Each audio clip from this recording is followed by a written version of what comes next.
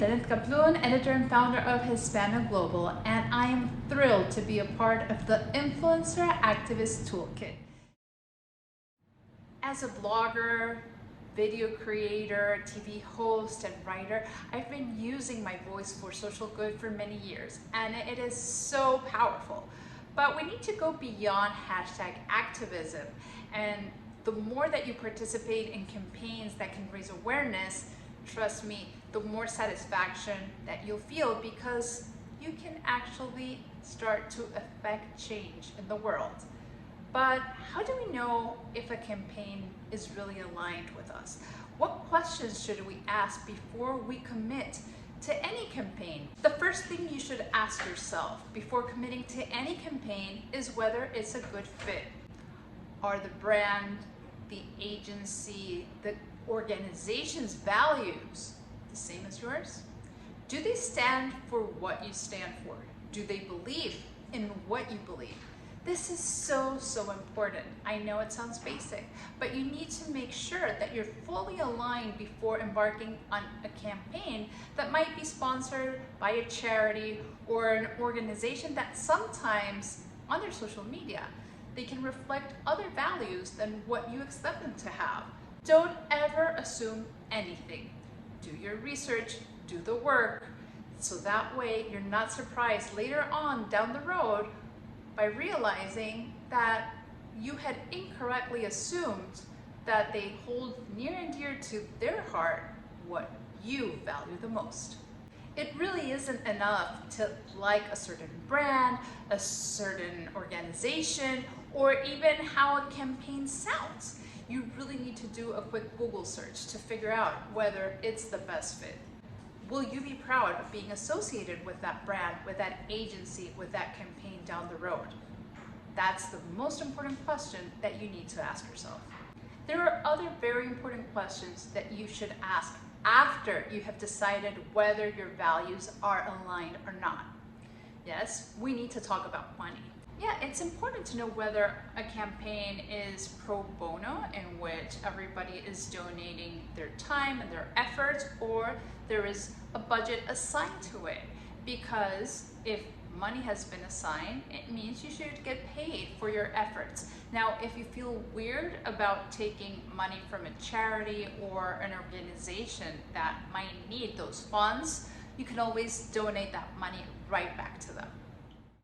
Aside from figuring out whether there's any budget to pay for your work, you should also ask who else is working on this campaign. What other content creators are jumping on the boat? What other content creators will be associated with this cause or with the issues that you're advocating for? It's really important to know, because if there are content creators that you have had issues with, that you don't feel are aligned again with your values, it's also important to know how diverse the group of content creators that are participating in the campaign really is.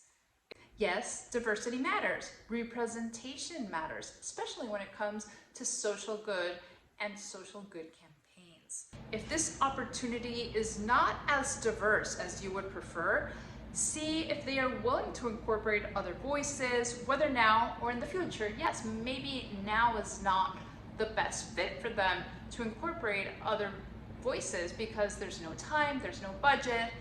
But if they're open to the idea, I would say that's a great starting point. Now, before walking away, have a conversation with key decision makers. In asking which other creators will be working on the campaign, you have to use this as an opportunity to hold brands to their diversity pledge. So it's not only lip service. Aside from figuring out what other content creators will be working on this campaign, how diverse they are, you should also ask how much creative freedom you will have.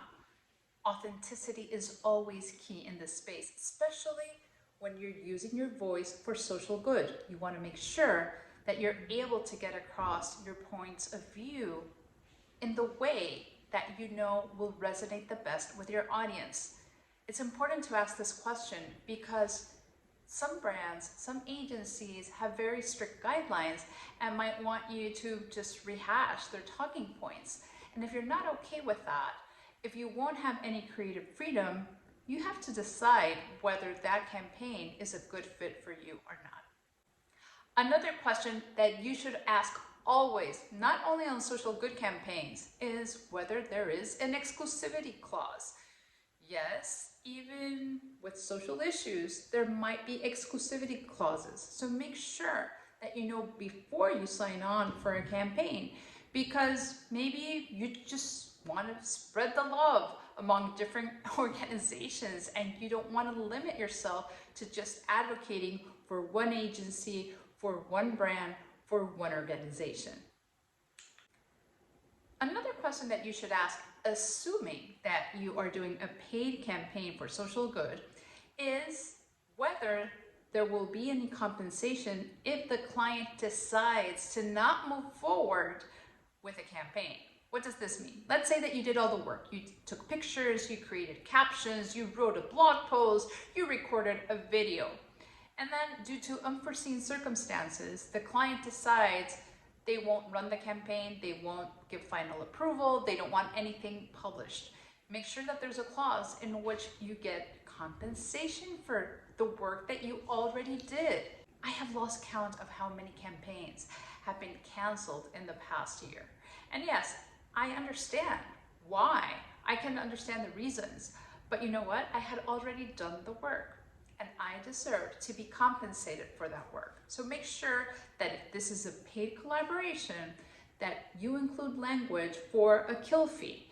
Or maybe you might want to include a clause in which specifically the client is not obligated to use your creation, but they do have the responsibility to pay for whatever content you have created, whether they decide to move ahead with the campaign or not. And something that I really think is important to share, especially with newer content creators, always ask who will own the content that you create. It's one thing to give a license for reposting, for republishing, for reuse. That's fine. I have no issues whatsoever with that. But whenever a client wants to own the content that I produce for them, I charge more because it's my intellectual property.